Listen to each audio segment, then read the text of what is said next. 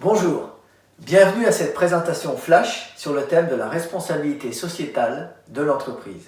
Une présentation proposée par la Chambre de commerce et d'industrie de l'Ain. Je me présente, je suis Bertrand Glézal, directeur du service développement des entreprises. Avant d'entrer dans le vif du sujet, je vous rappelle que la CCI de l'Ain est un établissement public géré de façon autonome par des chefs d'entreprise bénévoles. Dans cette période difficile, ces conseillers spécialisés sont plus que jamais mobilisés pour être à vos côtés, vous aider à trouver des réponses à vos questions et vous accompagner dans vos démarches. Pour cela, la CCI de l'Ain a réactivé sa cellule d'accompagnement conjoncture économique qui comprend notamment un fil d'actualité pour vous informer quotidiennement des dernières évolutions et dispositifs, une enquête pour connaître et faire connaître votre situation et vos attentes, une bourse d'entraide pour vous aider à trouver des solutions de proximité et une cartographie des commerces ouverts dans l'Ain.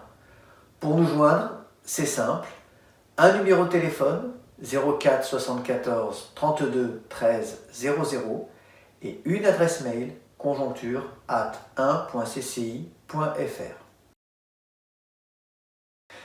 Nous allons donc parler de responsabilité sociétale de l'entreprise ou RSE. Mais pourquoi aujourd'hui? Cette approche n'est pas nouvelle. Les chefs d'entreprise membres de la CCI de l'Ain l'avaient identifié comme axe prioritaire d'action dès 1995.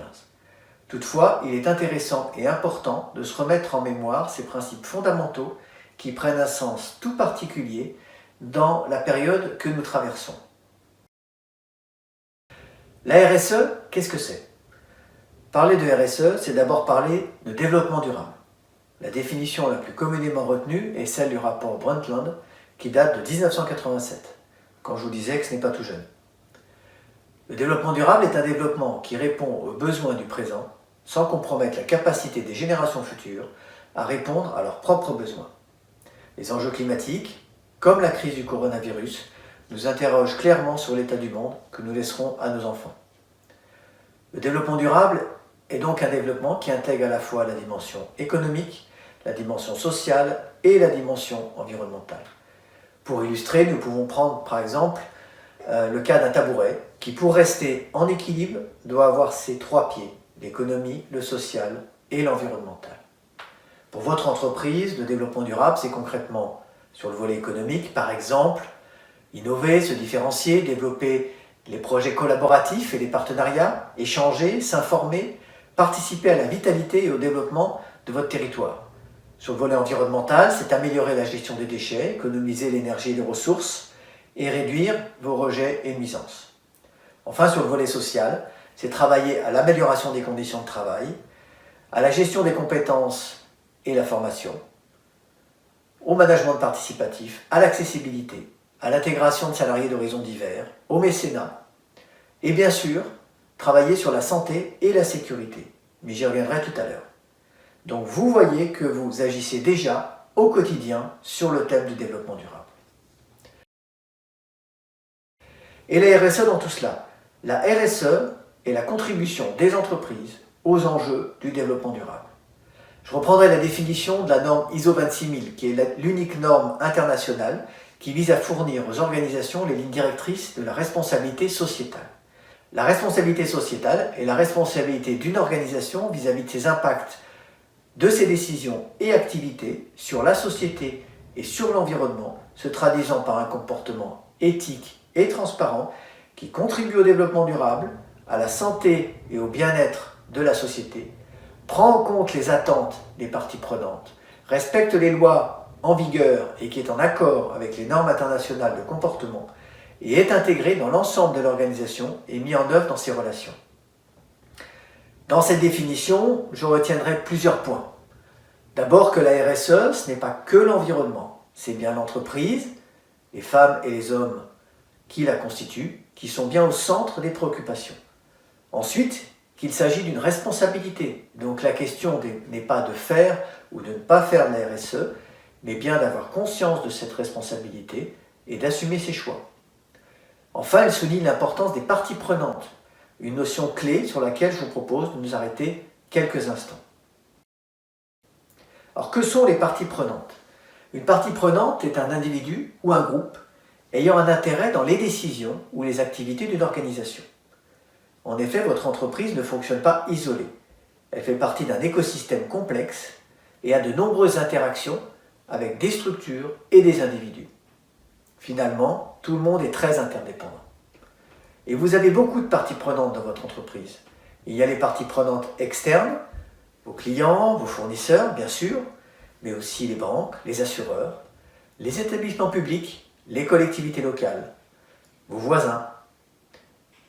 Et n'oublions pas vos parties prenantes internes, bien sûr, et en premier lieu, vos collaborateurs.